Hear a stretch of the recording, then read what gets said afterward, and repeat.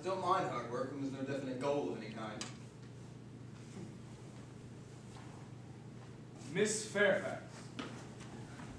Gwendolyn, upon my word! Algy, kindly turn your back. I have something very particular to say to Mr. Worthing. I cannot allow this. Algy, you always adopt a strictly immoral attitude towards life. You are not quite old enough to do that yet. Earnest. Darling. We may never be married. From the expression on Mamma's face, I fear we never shall. Few parents pay any regard to what their children say to them. The old-fashioned respect for the young is fast dying out. And the influence I had over Mamma, I lost at the age of 3. But although she may prevent us from becoming man and wife, and I may marry someone else, and marry often, oh, there's nothing she can do to alter my eternal devotion to you. Darling. The story of your romantic origin, as related to me by Mamma with unpleasing comments, has naturally stirred the deeper fibers of my nature. Your Christian name is irresistible. The simplicity of your character makes you exquisitely incomprehensible to me. Your address at the Albany I have. What is your address in the country? The Manor House, Woolton, Hertfordshire. There's a good postal service there, I suppose. It may be necessary to do something desperate. Well, of course, that will require great consideration. My own home. How long do you remain in town? Till Monday. Good. Algy, you may turn round now. Thanks, I've turned around already. And you may also ring the bell. You will let me see you out. Certainly. I will see Miss Fairfax out. Yes, sir. Glass of sherry, Lane. Yes, sir. Tomorrow, Lane, I'm going bundering. Yes, sir. You can lay out my dress clothes, the smoking jackets, and all the bunbury suits. I won't be back till Monday. Yes, sir. I hope tomorrow shall be a fine day, Lane. It never is, sir. Lane, you're a perfect pessimist. I do my best to give satisfaction, sir. Very good. There's a sensible, intellectual girl. The only girl I ever saw who I loved. What are you so amused at, Algy? Oh, I'm just a little anxious about poor Bunbury, that's all. If you don't take care, your good friend Bunbury is going to get you into some terrible scrape someday. You know, I love scrapes. They're the only thing in life that are never serious. That's nonsense. You never talk anything but nonsense. Nobody ever does.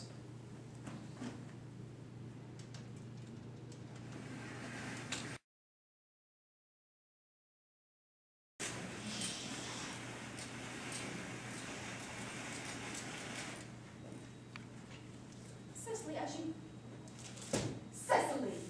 Surely a utilitarian occupation as the watering of flowers is rather Moulton's duty than yours, especially at a moment when intellectual pleasures await you. Your German grammar lesson is on the table. Pray open it at page 15 and we will repeat yesterday's lesson. But I don't like German. It isn't at all a becoming language, and I know perfectly well I'd look quite plain after my German lesson. Child, you know how anxious your guardian is that you should improve yourself in every way. He laid particular stress on your German as he was leaving for town yesterday. Indeed, he always lays particular stress on your German as he is leaving for town. Dear Uncle Jack is so very serious. Sometimes he is so serious I think he cannot be quite well. Your guardian enjoys the best of health, and the gravity of his demeanor is to be especially commended in one so comparatively young as he is. I know no one who has a higher sense of duty or responsibility. I suppose that is why he often looks bored when we are together. Cecily, I am surprised at you. Mr. Worthing has many troubles in his life.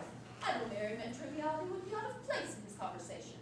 You must remember his constant anxiety about that unfortunate young man, his brother.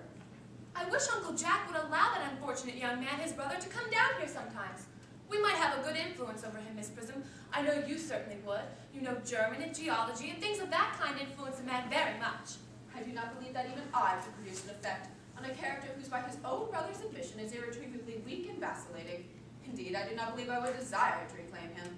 I'm not in favor of this modern mania for turning bad people into good people in a moment's notice. As a man sows, so let him reap. You must put away your diary, Cecily. I really don't see why you should keep a diary at all.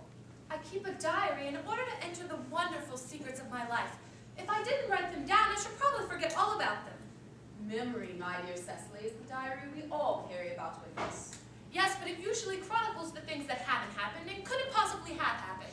I believe that memory is responsible for nearly all the 3-volume novels that Muddy sends us. Do not speak slightingly of the 3-volume novel, Cecily. I wrote one myself in earlier days. Did you really, Miss Prism? How wonderfully clever you are. I hope it did not end happily. I don't like novels that end happily. They depress me so much. The good ended happily and the bad unhappily. That is what fiction means. I suppose so, but it seems very unfair. And was your novel ever published? Alas, no. The manuscript was abandoned. I use the term in the sense of lost or mislaid. But to your work, child, these speculations are profitless. But I see dear Dr. Chasuble coming up through the garden. Dr. Chasuble, this is indeed a pleasure. And how are we this morning?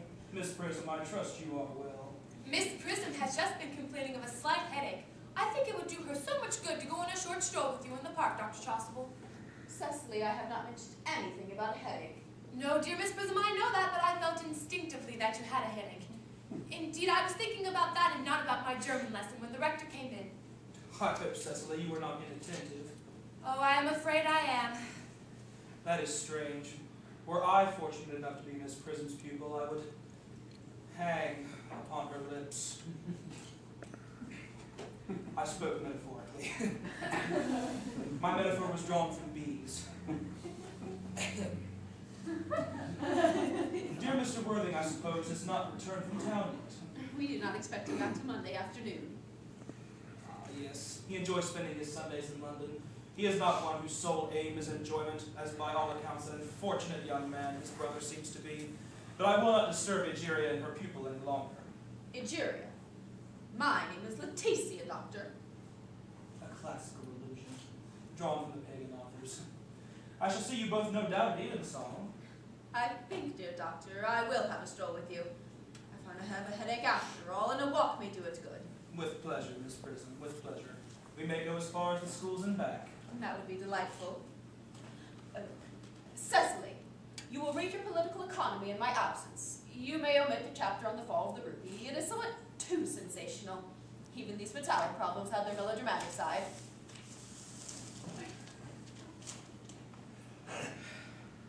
Horrid political economy, horrid geography, horrid German. Mr. Ernest Worthing has just driven over from the station. He has brought his luggage with him. Mr. Ernest Worthing, B for the Albany West. Uncle Jack's brother. Did you tell him Mr. Worthing was in town? Yes, miss, he seemed very much disappointed. I mentioned that you and Miss Prism were in the garden. He said he was anxious to speak to you privately for a moment. Ask Mr. Ernest Worthing to come here. And I suppose you had better talk to the housekeeper about a room for him. Yes, miss. I have never met any really wicked person before. I feel rather frightened. I'm so afraid he will look just like everyone else.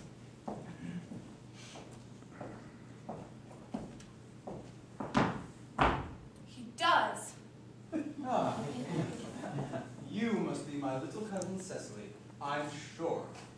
You are under some strange mistake. I'm not little. In fact, I believe I'm more than usually tall for my age. But I am your cousin Cecily. You, I see from your card, are Uncle Jack's brother, my cousin Ernest. My wicked cousin Ernest. Oh, I'm not really wicked. You mustn't think me wicked at all. If you are not, then you should certainly have been deceiving us all in a very inexcusable manner. I hope you have not been leading a double life, pretending to be wicked and really being good all the time. That would be hypocrisy. Well, I suppose I have been rather reckless. I'm glad to hear it. Yes, now that you mention it, I guess I have been very bad in my own small way. I don't think you should be so proud of that, though I'm sure it was very pleasant. It is much pleasanter being here with you. I don't understand how you are here at all. Uncle Jack won't be back until Monday afternoon. It's a great disappointment. I'm obliged to go up by the first train Monday morning. I have a business appointment that I'm anxious to miss. Couldn't you miss it anywhere but in London? No, the appointment is in London. Well, I know, of course, how important it is to not keep a business engagement if one wants to retain any sense of the beauty of life. But I still think you should better wait until Uncle Jack arrives. I know he wants to speak to you about your emigrating. About my what? You're immigrating. He has gone up to buy your outfit. I wouldn't let Jack buy my outfit. He has no taste in neckties at all. Well, I don't think you will require neckties. Uncle Jack is sending you to Australia. Australia? Well, I'd sooner die. Well, he said at dinner on Wednesday night that you would have to choose between this world, the next world, and Australia. Well, the reports I've received of Australia and the next world are not particularly encouraging. This world is good enough for me.